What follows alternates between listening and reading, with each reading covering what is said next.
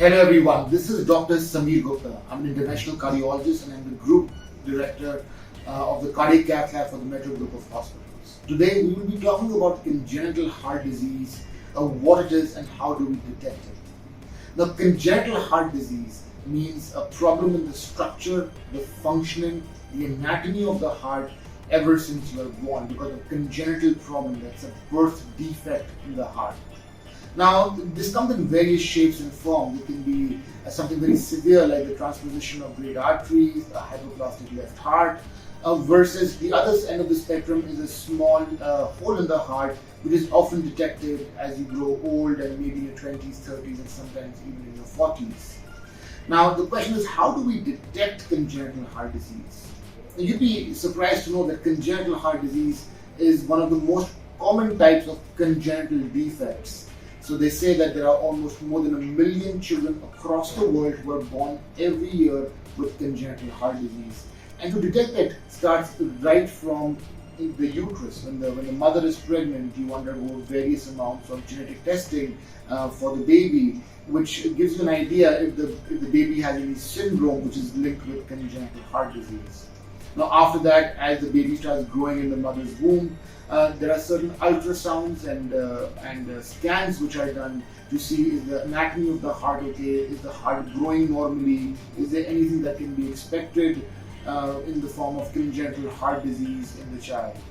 Now, if you may not have access to such high-level ultrasounds or if it's not available in your area, it's nothing to worry about.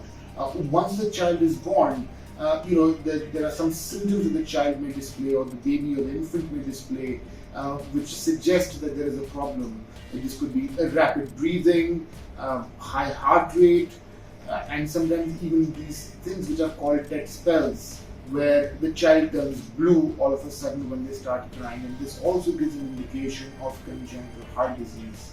In these specific circumstances, it is important to get the child assessed by a pediatrician, by a cardiologist, by a doctor to try and evaluate, does the child have any symptoms or does he have a diagnosis of congenital heart disease.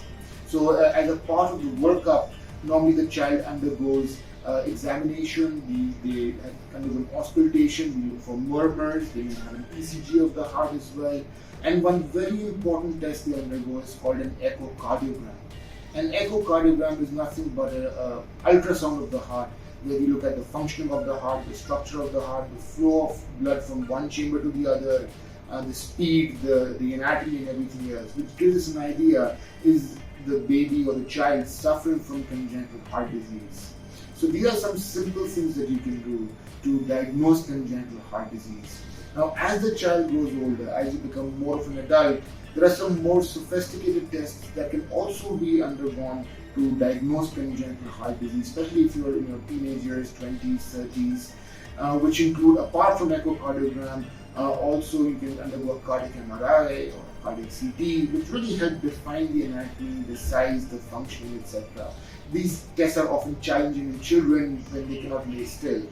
But it's important to diagnose congenital heart disease early on, to treat it as needed, and under the supervision of a congenital heart disease team as well, and most importantly try and prevent it by using the adequate measures that can be taken in pregnancy, that can be food, adequate testing, etc., to reduce the risk of congenital heart disease.